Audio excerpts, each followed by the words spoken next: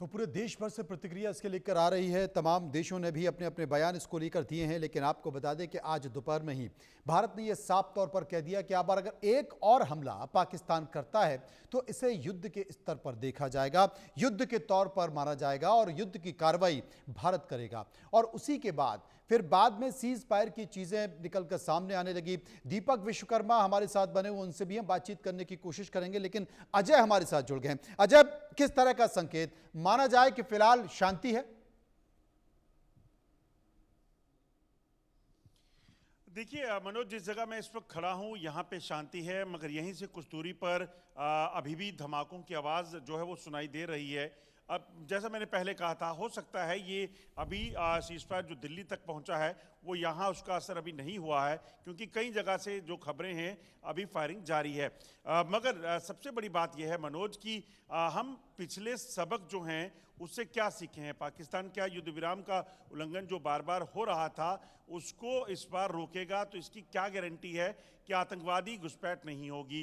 क्या इसकी क्या गारंटी है कि पाकिस्तान की तरफ से जो है वो फायरिंग जो टारगेट किया जाता है कभी पेट्रोल पार्टी को, कभी आईडी लगाकर, वो नहीं होगा? तो कहीं ना कहीं जो बातचीत अब होगी डीजीएमओ के लेवल पे, उसमें कितना स्पष्ट किया जाता है कि क्या चीज़ें अगर हुई तो उसके बाद भारत के पास वो जो है वो उसे कार्रवाई करने का हक रहेगा। हाफिज सईद है या फिर मसूद अजहर है जो पाकिस्तान में बैठे हैं, इसके सैफुल्ला है जिसने जो पहलगाम का हमला करवाया, जो मास्टरमाइंड माना जाता है, उसको क्या वो भारत को मिलेंगे, सौंपा जाएगा? ये तमाम चीज़ें अगर चर्चा में रहेंगी और उसके बाद क्या उसमें अमली जामा पहनाया जाता है, ये बड़ा इंपॉर्टेंट होगा। मगर अभी तक जो मनोज लग रहा है ना, उसके पीछे की वजह जो लग रही है, पाकिस्तान को $1 बिलियन IMF से मिलना है। अगर पाकिस्तान ने, जब ट्रंप ने मीडिएशन की होगी तो साफ कहा होगा कि ये मानना पड़ेगा, नहीं मानोगे तो पैसा नहीं मिलेगा। भुखमरी की हालत में पाकिस्तान पहले से है। बिल्कुल आपने सही कहा कि आईएमएफ ने जो लोन दिया है, क्या वो एक बड़ा कारण है? उसके बाद अमेरिका का दबाव बड़ा कारण है। राजौरी चलते हैं, दीपक हमारे साथ मौजूद है। दीपक, आपके आसपास भी लोग हैं, बहुत सारे लोग, और खुद आपने बहुत सारी सनसनाती हुई गोलियों की आवाज सुनी, वहां के धमाकों की आवाज लोगों ने सुनी है। अब सीज फायर के बाद वहां पर क्या कहना है लोगों का? देखिए, गांव के गांव तो खाली हो चुके हैं, शहर भी कई खाली हो चुके हैं। इक्का दुक्का लोग जो घरों के भीतर बचे हैं वही लोग हैं जिनसे बात की जा सकती है, क्योंकि मौजूदा स्थिति, यदि आप शहर घूम लेंगे तो ऐसा लगेगा कि कर्फ्यू लगा हुआ है, क्योंकि घर के भीतर कोई नहीं है। और तो और यदि समझा जाए, जो एक दो लोग घर की रखवाली के लिए बचे हैं या कोई डंगर या मवेशी घर पे है तो उसके लिए बचे हैं। कुछ लोग हैं हमारे साथ, उनसे बात करूंगा और समझूंगा कि इस चीज का। दीपक, आपके पास आएंगे, आपकी आवाज ठीक नहीं आ पा रही, चर्चा करने की कोशिश करेंगे। लेकिन विपिन परमार हमारे साथ मौजूद है। विपिन, बहुत बड़ी बात यहां पर अजय बता रहे थे कि भले ही पाकिस्तान एक बार फिर से एसओपीज मान जाएगा और वो कहेगा कि साहब ठीक है, इस तरह की हरकत हम नहीं करेंगे, सीज फायर नहीं करेंगे, आतंकवादियों को संरक्षण नहीं देंगे, लेकिन सबने तस्वीरें देखी कि किस तरीके से पाक आर्मी आतंकवादियों के साथ थी, उनको सम्मान दिया गया, ताबूत में झंडा लपटा गया। और बहुत सारे ऐसे उन आतंकवादी संगठनों के स्लीपर सेल हैं। हाफिज सईद का क्या, मसूद अजहर का क्या, सैफुल्लाह का क्या? लगातार फिर से ये वही घटना करेंगे, घुसपैठ भी करेंगे। इस पर लोगों का क्या मानना है? देखिए, सबसे पहले एक ब्रेकिंग न्यूज हम अपने दर्शकों को देना चाहेंगे मनोज। पठानकोट से ब्लैकआउट लिफ्ट कर दिया गया है, एडमिनिस्ट्रेशन की ओर से ब्लैकआउट जो है लिफ्ट कर दिया है। सीज फायर की जो घोषणा हुई है या जिस तरीके से सूचना आई है उसके बाद जिस तरीके का परिस्थितियां यहां पर थी, तो ऐसे में ब्लैकआउट लिफ्ट किया गया। और आपके सवाल मैं जनता से जरूर लूंगा।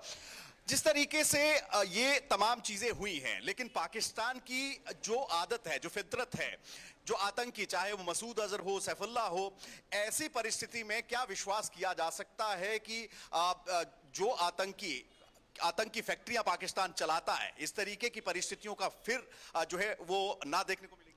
जब हम छोटे थे ना, हमने एक मूवी देखी थी लक्ष्य का लास्ट सीन था, उसमें एक एज्ड फौजी ने बोला था कि ये पाकिस्तानी है, ये दोबारा आकर वार करेगा। हमारे बड़े बुजुर्ग भी आज हमें बताते हैं पाकिस्तान पर कभी विश्वास मत करना, ये एक बार मुड़कर दोबारा वार करता है। हम पाकिस्तान पर कतई ही विश्वास नहीं कर सकते जब तक ये एग्जिस्ट कर रहा है।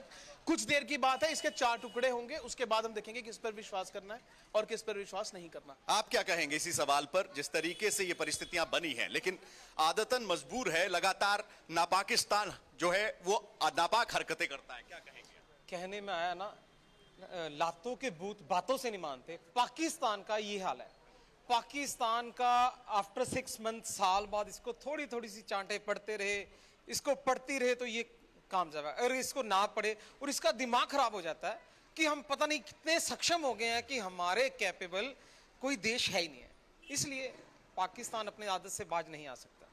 जिस तरीके से चीप क्वालिटी के ड्रोन्स और मिसाइल्स आ रही थी जिन्हें हवा में ही, जमीन तक छूने नहीं दी गई पठानकोट की, क्या कहेंगे ये जो फैसला है, पाकिस्तान को इस तरीके से क्या सुधारा जा सकता है? पाकिस्तान को इस तरह से सुधारा नहीं जा सकता। पाकिस्तान अपने नापाक इरादों से कभी भी बाज नहीं आ सकता। अभी तो ये छोटा सा भारत सरकार ने इसको ट्रेलर दिखाया है, अभी पिक्चर बाकी है। इसको ऐसा सबक सिखाया जाएगा कि सदियों तक ये भारत की तरफ आंख उठाने में भी जहमत नहीं करेगा और इसको नेस्ता नबूद तबाह कर दिया जाएगा। जब टेबल पर चर्चा की बात आती है, अब तमाम जो है हाई लेवल मीटिंग्स होंगी, सीज फायर को लेकर भारत ने अपनी शर्तें रख दी हैं कि हमारी ये शर्तें हैं, जो आतंकी हैं उनको वापस करना हो, कई तरह की शर्तें हैं। क्या लगता है कि आज इन तरीके से या जो कूटनीति है, पाकिस्तान की आदतों में सुधार आएगा या फिर इसे किसी और तरीके से जो है किया जाना? हम सबको पता है पाकिस्तान निकला तो हिंदुस्तान में से ही है। अब ये है कि जो ये हमारी सरकारों ने इनको अल्टीमेटम भी दिया है, इन्होंने अल्टीमेटम दिया है कि सीज फायर का, आतंकवाद का कोई सीज फायर नहीं है। अगर आतंकवादी ये हमला करेंगे तो हिंदुस्तान फिर से युद्ध के लिए हमेशा तैयार रहेगा।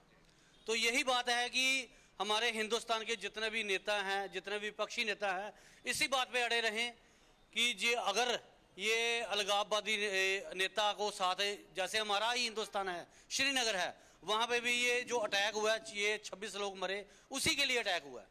तो मैं ये चाहता हूँ कि ये हिंदुस्तान के जितने भी नेता है, ये प्रॉपर चैनल के थ्रू बात करके इनको, अगर ये सीज फायर का उल्लंघन करते हैं तो भारतीय सेना इसका मुंह तोड़ जवाब दे। तो माकूल क्लाउजेस जो हैं वो कहीं ना कहीं जनता का एक अग्रेशन जरूर है कि बार बार ये हरकतें होती है, लेकिन जब आप टेबल पर बैठा जाएगा तो वो शर्तें क्लियर होनी चाहिए। जिन चीजों को लेकर पाकिस्तान जाना जाता है, झूठ बोलने को लेकर, अपने घर में आतंक की फैक्ट्रियां चलाने को लेकर, मनु, उन तमाम चीजों पर जो है कहीं ना कहीं विराम लगेगा, तभी पाकिस्तान सुधरेगा। नहीं तो अगर एक बार फिर से पाकिस्तान की ओर से इस तरीके की हिमाकत की जाती है तो जनता इस बात से पूरी तरह से अवेयर है। जो परिदृश्य पिछले 4 दिनों में देखे हैं कि भारतीय सरकार, भारतीय सेना और भारतीय तमाम जवान जो हैं वो माकूल जवाब देने के लिए पूरी तरह से तैयार हैं। अजय जांडियाल हमारे साथ मौजूद थे। अजय, पहली बार पूरे देश के साथ जम्मू कश्मीर का हर व्यक्ति ये कह रहा था कि इस बार पाकिस्तान को मुंह तोड़ जवाब देने हैं। वो मौका भी था भारत के पास और वो तमाम सारी चीजें आगे भी बढ़ रही थी, लेकिन अब जम्मू कश्मीर के लोग क्या मानते हैं, जम्मू कश्मीर के सियासत के लोग क्या मानते हैं?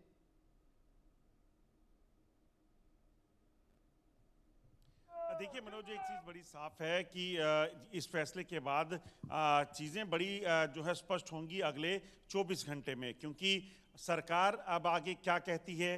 आर्मी जो है, क्योंकि आर्मी का रोल ये है कि आर्मी अगर जो डिप्लोमेटिक चैनल से बातचीत है उसके तरीके से उन्हें आगे रूल्स को, डायरेक्शंस को ओबे करना है। मगर ग्राउंड पे आम लोगों की बात करें तो, क्योंकि जिस गांव में हूं, अनफॉर्चुनेटली यहाँ पर गांव में लोग नहीं हैं, सारे लोग जो हैं वो पीछे चले गए हैं। लगभग 1.5 से 2 लाख लोग हैं जो प्रभावित थे लाइन ऑफ कंट्रोल के इलाकों में, जिनको जम्मू के इलाकों से निकालकर लगभग 5-6 किलोमीटर पीछे सुरक्षित जगह पर ले जाया गया है। और वो लोग इस चीज़ को लेकर तैयार थे कि भारत के साथ आर पार की जंग हो जाए, और एकाएक बीच में सीज फायर आ गया। तो उसके पीछे की वजह क्या है? क्या पाकिस्तान इस चीज़ को राज़ी हो गया कि वो जो लोगों से मेरी बात हुई, जो मैं समझ पाया, जो जम्मू से मैं जब निकला था यहाँ के लिए, तो उन लोगों ने ये कहा कि क्या पाकिस्तान ये मान गया कि अब आतंकवादी जो है वो नहीं आएंगे? ये एक बड़ा सवाल था। और दूसरी अहम चीज़, उन्होंने लोगों का ये कहना है कि जो पाकिस्तान में कार्रवाइयाँ हुई हैं, 11 उनके जो एयरबेस हैं उनको निशाना बनाया गया है, कई कैंप हैं जिनको डिस्ट्रॉय किया गया है, बड़ा नुकसान उनकी पोस्टें जो हैं उड़ाकर किया गया वो है। बड़ा तो नुकसान हुआ ऐसे और में जिसका रोना वो बार बार हो रहा है। हम पाकिस्तान, जैसलमेर इस चीज को चलेंगे। शायद- रजाउल्लाह इस वक्त हमारे साथ मौजूद हैं, उनके साथ कई लोग भी मौजूद हैं। रजाउल्लाह, सीज फायर को लेकर जैसलमेर के लोग क्या कहते हैं? जैसलमेर के हनुमान चौराहे की तस्वीरें हम दिखाना चाहेंगे, जहां पर आप देख सकते हैं बड़ी संख्या में जो लोग हैं वो यहां पर जमा है और जिस तरीके से भारतीय सेना का मनोबल बढ़ाने के लिए जो नारेबाजी है वो लगातार यहां पर देख सकते हैं। किस तरीके से वंदे मातरम के जो नारे हैं वो यहां पर गूंजते हुए नजर आ रहे हैं। जानना चाहेंगे आपसे, एक बड़ी सफलता आज मिली है, किस तरीके से देखते हैं सफलता को? बहुत ही ऐतिहासिक सफलता मिली है। आज देश की सेना को हम बहुत बहुत बधाई देना चाहते हैं।